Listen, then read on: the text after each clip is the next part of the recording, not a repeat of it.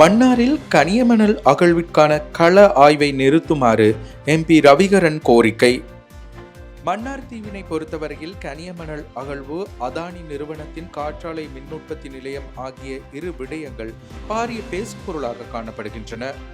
அதானி நிறுவனம் தமது திட்டத்திலிருந்து பின்வாங்கியுள்ள நிலையில் கனியமணல் அகழ்வு மேற்கொள்வதற்கான அனுமதி வழங்குவது தொடர்பில் அரசு திணைக்கள அதிகாரிகள் இன்றைய தினம் கள விஜயம் மேற்கொள்ள உள்ளனர். மக்களின் விருப்பமின்றி கனியமணல் அகழ்வதற்காக மன்னாரில் இன்று மேற்கொள்ளப்படவுள்ள கள ஆய்வினை உடனடியாக நிறுத்த வேண்டும் என பாராளுமன்ற உறுப்பினர் துரைராசா ரவிகரன் பாராளுமன்றத்தில் நேற்று கோரிக்கை விடுத்தார்.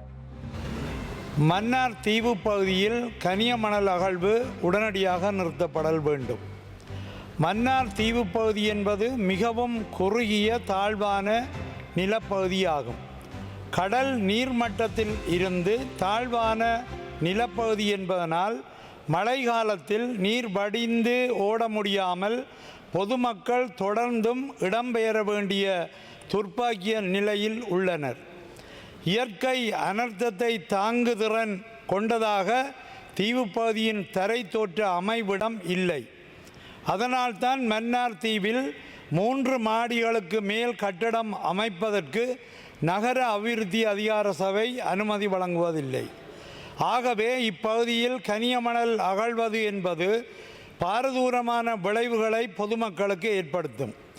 மத்திய சுற்றாடல் அதிகார சபையின் தலைமையின் கீழ் 23 அரச திணைக்களங்கள் மன்னார் தீவு பகுதிக்கு சென்று கள ஆய்வு மேற்கொண்டு சுற்றுச்சூழல் தாக்க மதிப்பீட்டு அறிக்கை வழங்குவதற்குரிய ஏற்பாட்டுக்கு கடந்த 2 முறை சென்ற போதும் மக்களுடைய பாரிய எதிர்ப்பு காரணமாக மேற்கொள்ள முடியாத நிலைமை காணப்பட்டது.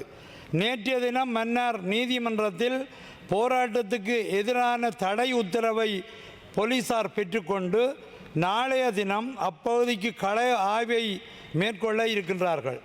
இது உடனடியாக தடுத்து நிறுத்தப்பட வேண்டும். அந்த மக்களுடைய விருப்பம் இல்லாமல் தனியார் காணிகளுக்குள் அத்துமீறி உட்புகுந்து இந்த ஆய்வை மேற்கொண்டு தனியார் நிறுவனங்களுக்கு கனியமணல் அகழ்வுக்கு அனுமதி வழங்குவது என்பது அந்த மக்களுக்கு செய்யும் மிகப்பெரிய துரோகமாகும்.